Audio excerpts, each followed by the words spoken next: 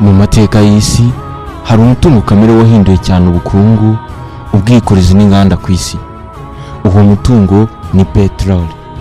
Abahanga mu by'ingufu bavuga ko peteroli ari inkingi y'ubukungu bw'isi, kuko hafi buri gikorwa cy'ubukungu cyose gishingiye ku mbaraga zayo. Nk'uko raporo y'ikigo International Energy Agency zibigaragaza, isi ikoresha hafi utugunguru miliyoni 100 twa peteroli buri munsi. Ibi bisobanura ko buri segonda ku isi hakoreshwa litiro zirenga 1000 za peteroli. Ikinyamakuru BBC kigeze kuvuga ko iterambere ry'imodoka, inganda n'ubwikorezi bwo mu kirere byongereye cyane nyuma y'igihe peteroli itangiye gukoreshwa ku rwego rw'inganda mu kinyejana cya 19. Mu cyegeranyo cy'uyu munsi, reka twinjire muri uyu mujyo. Nge muri kumwe nitwa Fiston Philosophe Kwizera. As we continue Operation Epic Fury, we're also focused on keeping energy and oil flowing to the world, and I will not allow a terrorist regime. Mbaye ikaze.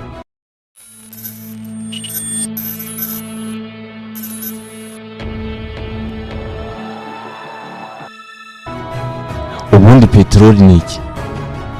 Imaze imyaka ingahe ibayeho? Ese itunganywa ite?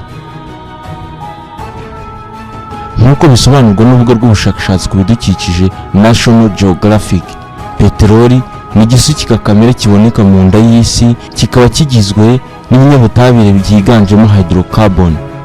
Ikaba ari ishobora gutuma peteroli twikwa igatanga ingufu.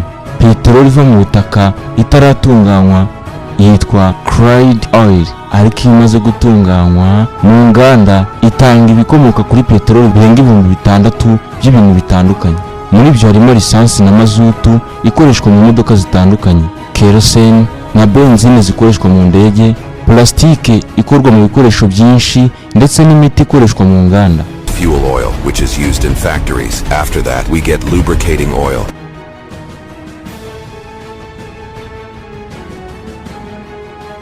Abantu bamaze igihe kinini bazi ko mu butaka hari amavuta ashobora gutwikwa, ariko uburyo bwo kuyavoma bikagorana.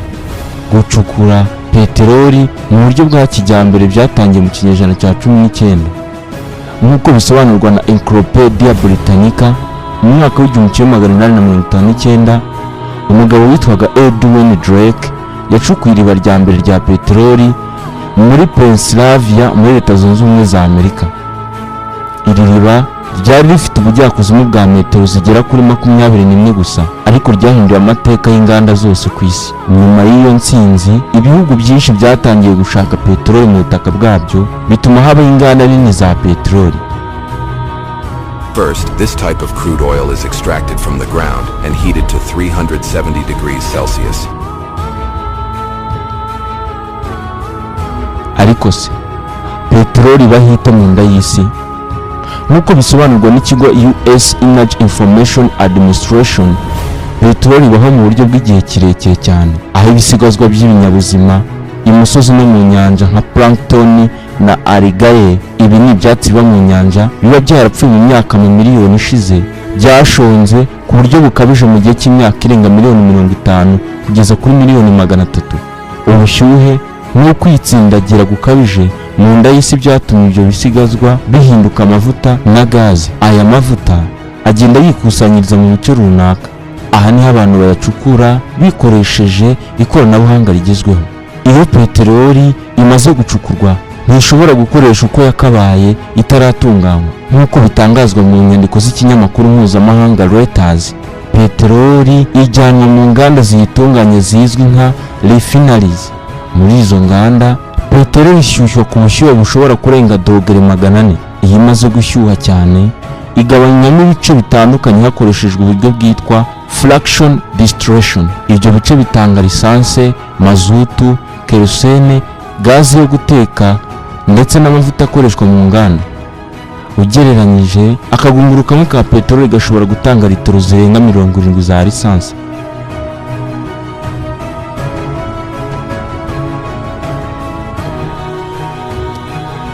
Nubwo bimeze gutya, hari ibihugu byinshi byisanze bifite peteroli nyinshi kurusha ibindi.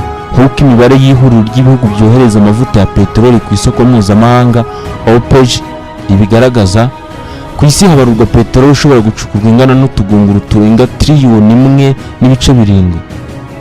Ibihugu bifite ububiko bunini bwa peteroli harimo Venezuela, Saudi Arabia, Iran, Iraq na Kuwait. Venezuela ifite ububiko bugera ku tugunguru miliyari 300.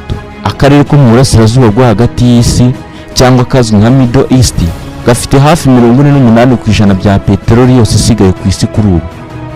Akaba ariyo mpamvu aka karere gafite uruhare runini mu bukungu n'ikorwa rya peteroli ku rwego mpuzamahanga.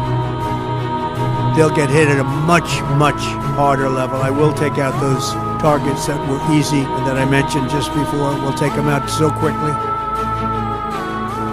Ariko se hari n'ibihugu bicukura peteroli nyinshi kuri iyi si yacu. Mu bijyanye n'umusaruro wa peteroli, igihugu cya mbere ku isi ni Leta Zunze Ubumwe za Amerika, kigakurikirwa na Saudi Arabia cyangwa Arabia Saudite n'Uburusiya.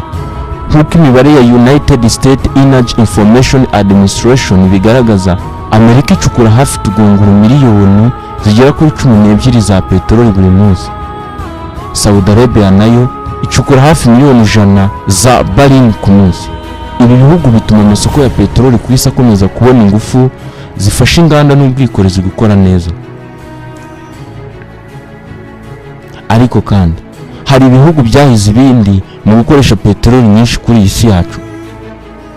Mu bijyanye no gukoresha peteroli, igihugu cya mbere ku isi ni Leta Zunze Ubumwe za Amerika, gikoresha utugunguru hafi miliyoni 20 buri munsi. Igihugu cya kabiri ni Ubushinwa, gikoresha hafi miliyoni 14 za barili, kigakurikirwa n'Ubuhinde n'Ubuyapani.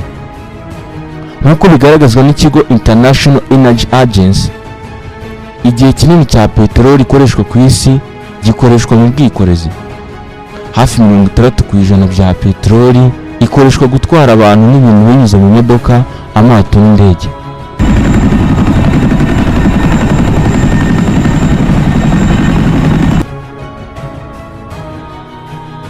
Uyu mutungo kamere nk'uko muwumva ufite agaciro, akaba ariyo mpamvu usanga peteroli ikomeza guteza amakimbirane ku isi. Gusa nubwo bimeze bitya, ariko uyu mutungo uteza amakimbirane ku isi, cyane cyane hagati y'ibihugu. Abasesenguzi bo mu kigo Council on Foreign Relationships bavuga ko peteroli ari umutungo ufite agaciro gakomeye ku isi, bityo ibihugu byinshi bikaba byifuza kugenzura aho iboneka hose. Mu kinyejana cya 20, intambara nyinshi zo mu karere ko mu burasirazuba bw'isi zari zifitanye isano n'inyungu za peteroli. Urugero rumwe ruzwi cyane ni Gulf War cyangwa intambara yo mu Kigobe yabaye mu 1990 kugeza mu 1991, aho ibibazo bya politiki n'ubutunzi bya peteroli byagize uruhare rukomeye mu gutuma habaho iyi ntambara.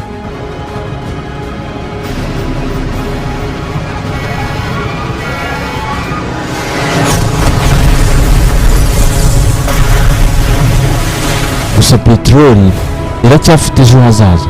Nk'uko iterambere riri mu bintu byose, no mu by'ingufu ntibyasigaye, kuko kuri ubu nubwo peteroli ifite uruhare rukomeye mu bukungu bw'isi, abahanga bavuga ko ejo hazaza h'ingufu hashobora guhinduka. Raporo ya World Bank cyangwa Banki y'Isi igaragaza ko gukoresha peteroli cyane biteye imyuka yangiza ikirere izwi cyane nka carbon emissions. Iyi myuka ni imwe mu mpamvu z'ingenzi zitera ihindagurika ry'ikirere ku isi. Niyo mpamvu ibihugu byinshi biri gushora amafaranga menshi mu ngufu zisubira nk'iz'izuba n'umuyaga, amashanyarazi n'izindi.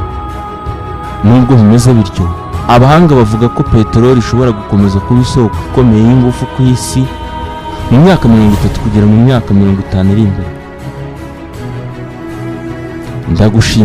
Ndabashimiye mwabanye muri iki cyegeranyo cyagarukaga kuri peteroli kuri iyi si yacu. Mwari kumwe nitwa Fiston Philosophe Kwizera.